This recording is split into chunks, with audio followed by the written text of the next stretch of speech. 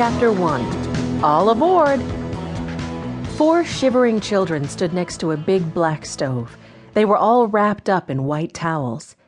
"I think my hat blew away," 6-year-old Benny Alden said through chattering teeth. "I hope it didn't land in the ocean." James Alden, the children's grandfather, gave Benny a hug. "Not to worry, Benny. Mr. P's got all of our things from the car nice and dry, see?" Just then, a man with a jolly face stepped into the kitchen of the Black Dog Inn. He was carrying several suitcases and wearing a bright yellow rain slicker. On his head was Benny's missing sailor cap. "All hands on deck," the man said with a smile. Benny grinned and saluted. "That's my hat on your head," he told the man. Everyone laughed. "Mr. Pease, these are my grandchildren," James Alden said. "The boy who belongs to that sailor cap is the youngest, Benny, and those 3 shivering children are Violet, Jessie, and Henry. You'll be able to tell them apart when they're not all dressed up in towels. Mrs. Pease thought they might like to dry themselves in your warm kitchen. Why, that wind and rain just soaked through us in no time at all." "Indeed," Mr. Pease said. "That's a gale blowing up, yes, sir. First one of the season. Ragged Cove is about to be hit by a storm. A big one, too. You folks are in for an adventure." "Adventures are what we like," announced Henry, who was 14. "Your grandfather told me you'd say that," Mr. Pease said. He put the sailor cap on Benny's head. "And he said nobody's better in an emergency than his grandchildren. I don't know if you mind being guests who help instead of guests who get help. With this storm coming up so fast, I could use a few extra hands."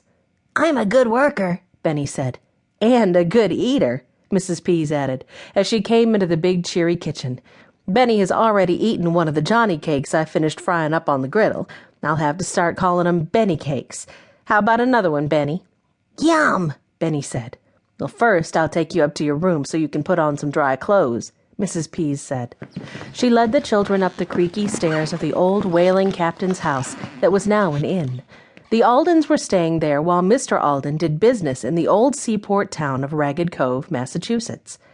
"I had to send the staff home early because of the storm," Mrs. Pease told the children. "I'm so glad you don't mind pitching in." "We can be your junior staff," 12-year-old Jessie said. "We like to help out." "Mr. Pease and I are glad to have some young people at the Black Dog. Our own grandchildren live a long way off. We don't see nearly enough of them," Mrs. Pease said. "Now, here's your room. It's called the Crow's Nest. It's taller than the rest of the inn and looks out over everything, just like the crow's nest on a ship." Mrs. Pease opened a narrow wooden door to reveal a snug room with tidy bunk beds and chests built into the walls. "Oh, look, a little porch right outside our room," cried 10-year-old Violet. "I can go out there to paint seascapes when the weather gets better." "That's called a widow's walk, Violet," Mrs. Pease explained. "Back in the whaling days of Ragged Cove, the wives of sailors could stand there and watch for their husbands' ships to return." "Then why isn't it called a wife's walk?" Benny asked. Jessie Alden, who loved history, answered. "Well, Benny, so many of the husbands died at sea, these lookouts got to be called widow's walks." "That's so sad," Violet said in a quiet voice. "I bet a lot of ships were lost on days like this," Henry added. "Quite a lot," Mrs. Pease told the children. "My mind is at ease now that Mr. Pease is retired from his fishing boat. I don't have to come up here to look out for him on these stormy days. He's a lot safer helping me run the Black Dog Inn than piloting the Sea Dog." Benny finished drying his hair with his towel and put on his sailor cap. "We have a dog watch, but he had to stay home. He's not a sea dog, though. He's a plain old house dog. But before we came to live with Grandfather, he was a watchdog in our boxcar in the woods. We fixed up the boxcar all by ourselves after our parents died. We lived there until Grandfather found us." Mrs. Pease helped Benny straighten out his cap so it looked like a real sailor's hat. "Well, you'll have to meet Blackie, our watchdog. You can't run an inn called the Black Dog and not have a black dog, right?" "Right," the children agreed. The Aldens changed into dry clothes in the tiny boat-sized bathroom just off their room. It felt good to put on dry shirts and pants. Mr. Pease knocked on the door of the crow's nest.